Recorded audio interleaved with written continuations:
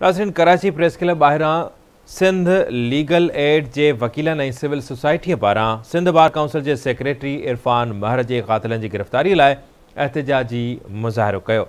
इन वारे सां तफ़सील ॿुधाइण जे लाइ वीडियो लिंक ते मौजूदु आहे नजीब नाइच।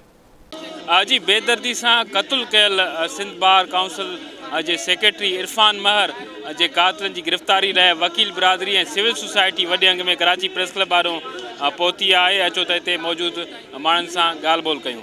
हिकु दफ़ो ॿीहर कानूनदाननि खे मारण जो सिलसिलो शुरू थियो आहे। हिते वकील ज़िंदा जलाया विया आहिनि। हिते कानून जी हुक्मरानी लाइ जी बहाली, इंसानी हक़नि जे हासिलात ऐं इंसानी हक़नि जे तहफ़ुज़ जे लाइ जॾहिं बि स्ट्रगल शुरू थी आहे तॾहिं खून जी होली खेॾी वई आहे। मां संजय चीफ जस्टिस खां, संजय कानूनदाननि खां इहो मुतालबो कंदुसि त हर सूरत में इरफान जा क़ातिल कानून जे कटहरे में अचनि ऐं कानून जी हुक्मरानी बहाल थिए ऐं दहशतगर्दी ऐं टारगेट किलिंग जो जेको आहे वारदातूं शुरू थियूं तंहिंजो ख़ात्मो थिए। फ़ाइदो कंहिंखे थो पए, जो मां नथो सम्झां त शइ इरफान जी कंहिं सां दुश्मनी आहे।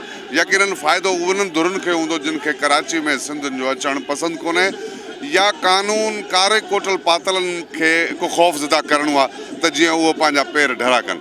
सो असां मुतालबो था कयूं सिंध हुकूमत खां ऐं त फुल फोर शहीद इरफान जा क़ातिल गिरफ़्तार करे ही बेचैनी ख़त्म कई वञे। इन वक़्त ताईं सिर्फ़ु पुलिस होप में रखियो आहे, दिलि ठला आसरा मिलिया आहिनि।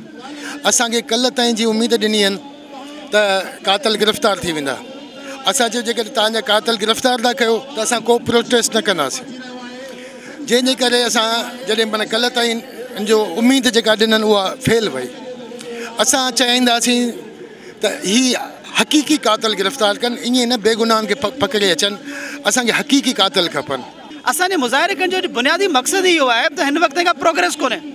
अगर प्रोग्रेस है तो वह शेयर छो कोन्ह कई वञे, छो त माज़ी में हिकिड़ा तमामु ख़राब मिसाल मौजूद आहिनि। मिसाल तौर के सिविल सोसाइटी माण्हू खे मारे चवंदा आहिनि पुर जो मसलो, या कंहिं वकील खे मारे चवंदा आहिनि ज़ाती मसलो। ही पंहिंजा टारगेट अचीव करे पोइ उन्हनि ते ज़ाती इल्ज़ाम हणी करे बाद में ईंदा आहिनि। माना हिकिड़ी कंस्पेरेसी खणी ईंदा आहिनि, उन ॻाल्हि खे ऑन कोन कंदा आहिनि। त असीं चाहियूं था त हिकिड़ी शफ़ाफ़ क़िस्म जी इन्वेस्टिगेशन हुजे ऐं थोरो जल्दी हुजे। जी कराची प्रेस क्लब ॿाहिरों पहुतल वकील बिरादरी, सिविल सोसाइटी ऐं सियासी नुमाइंदनि जो चवणु आहे त इरफान महर खे बेदर्दी सां क़त्ल कयो वियो, जंहिंजे हवाले सां पुलिस हींअर ताईं कुझु बि न करे सघी आहे।